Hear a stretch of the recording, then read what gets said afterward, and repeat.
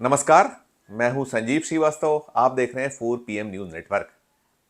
Lok Sabha speaker Om Birla को लेकर मध्य प्रदेश के विधानसभा गलियारे में किसी दिलजले द्वारा की गई एक टिप्पणी खासी चर्चाओं में है, सुर्खियों में है। यद्यपि टिप्पणी ऑफ द रिकॉर्ड की गई, लेकिन है बड़ी मौजू और सटायर। ओम बिरला को लेकर दिलजले ने कहा कि अपना घर तो संभाल नहीं पा रहे हैं और दूसरों को ये बताने और समझाने आए हैं कि घर को कैसे संभालें, कैसे सजाएं, कैसे संवारें, कैसे आदर्श बनाएं। बिल्कुल बिल्कुल, मध्य प्रदेश में नए विधायकों को प्रबोधन दिया जा रहा है।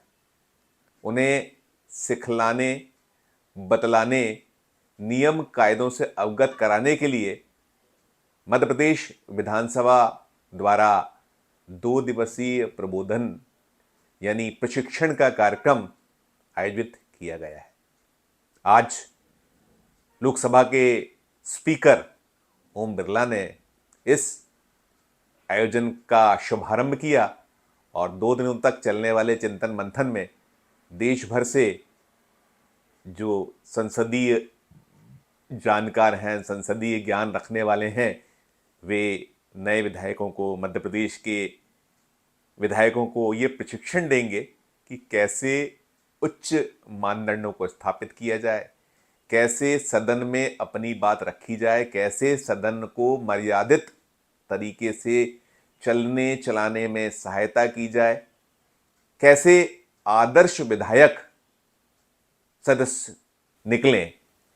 तो जब स्पीकर लोकसभा ओम बिरला जी ने इस आयोजन का शुभारंभ किया तो लाजमी सी भी थी, चर्चाएं चलना कोई गलत नहीं था। जब वे मंच पर इस पूरे आयोजन का शुभारंभ कर रहे थे, मंच पर मध्य प्रदेश विधानसभा के स्पीकर नरेंद्र सिंह तोमर, जो मोदी कैबिनेट के बड़े महत्वपूर्ण महकमों का निर्वहन करते रहे, जो अभी मौजूदा केंद्र की सरकार है उसमें वे अब उस सरकार का हिस्सा नहीं है। उन्हें मोदी शाह की जोड़ी ने मध्य प्रदेश विधानसभा चुनाव लड़ने के लिए भेजा था।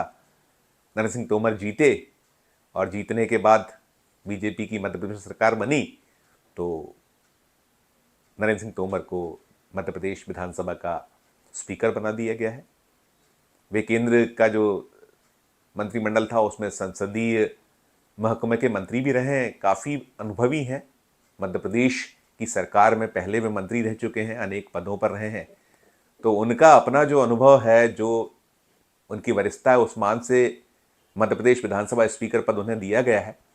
तो जब ये आयोजन आज यहाँ हुआ, उस मंच पर नरेंद्र सिंह तोमर के अलावा एक बड़े नेता बीजेपी के, जिन्होंने पार्टी के महत्वपूर्ण पदों का निर्वहन किया, वे कई राज्यों के प्रभारी रहे, कैलाश विजयवर्गीय, जो मध्य प्रदेश के बड़े नेताओं में शुमार हैं।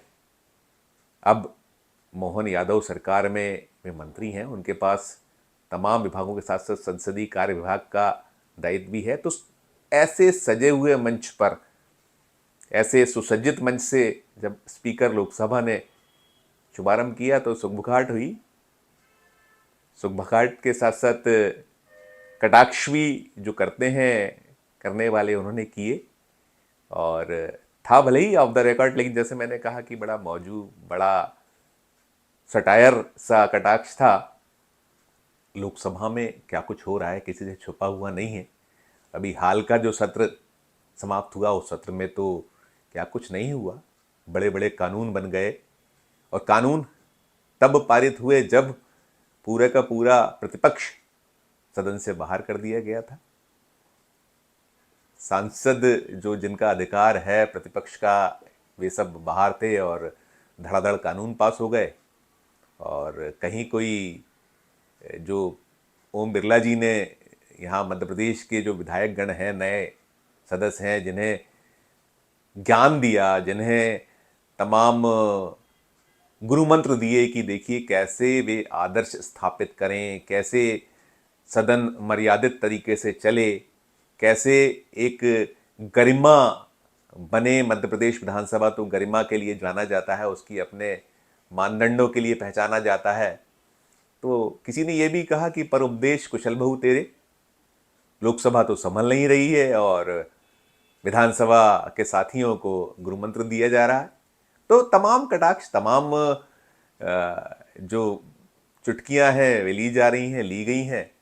और लाजमी भी है, जैसा मैंने कहा, कि किससे छुपा है लोकसभा में क्या कुछ हो रहा है। यदि हम जो ये मोदी सरकार का दूसरा कार्यकाल है, 2019 से 2024 का समाप्ति के निकट है, और इसके दरमियान लोकसभा में, राज्यसभा में क्या कुछ हुआ है सब देख रहे हैं।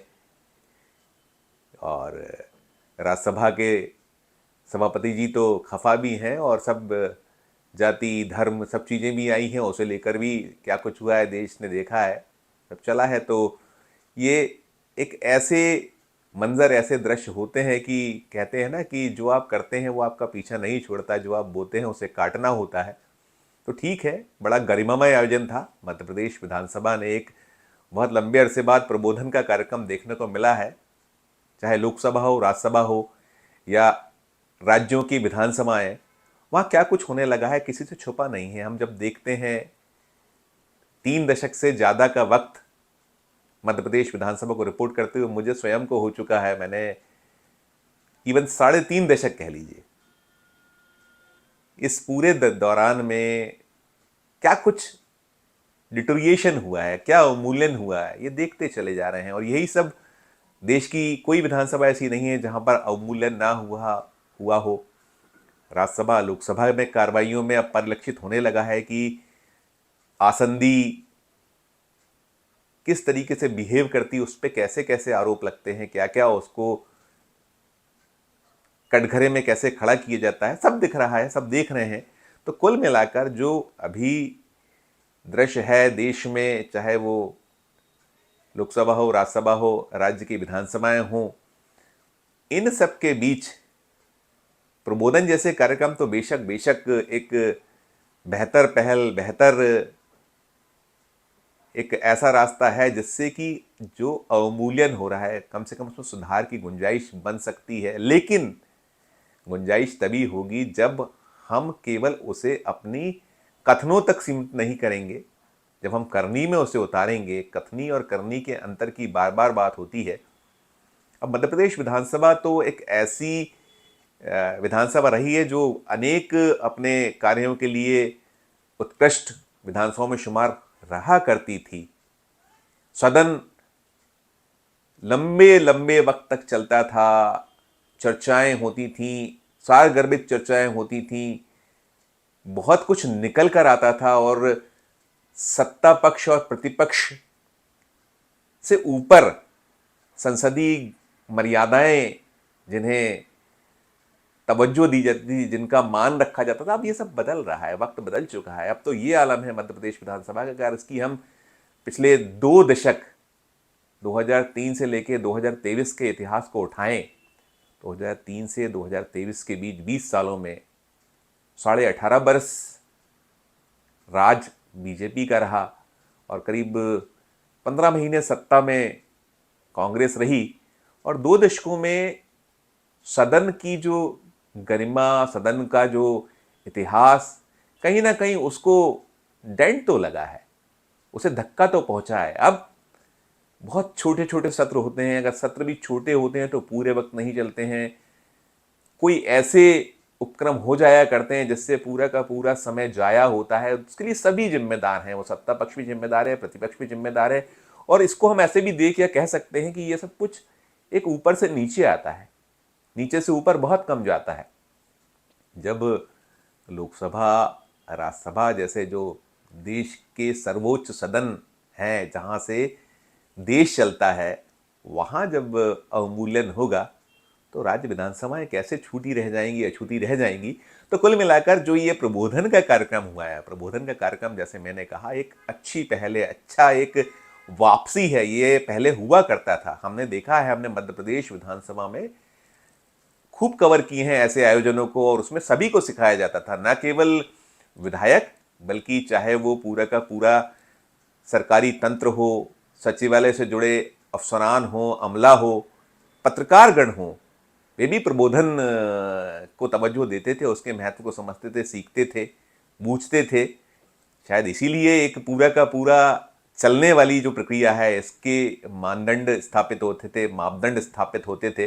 लेकिन अब जो बदल रहा है, वक्त बदला है, वक्त बदलने में जो कुछ हो रहा है वो फिर इसी तरीके के सवाल उठाता है कि पर उपदेश कुशल बहु तेरे, अपना घर संभाल नहीं पाते और निचले सदनों को आप सिखाने चले आते हैं, बताने चले आते हैं कि कैसे उच्च मानदंडों को स्थापित किया जाए।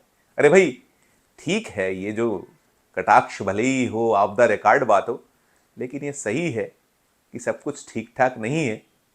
ऊपर जब सुधरेगा तो नीचे अपने आप सुधार होंगे।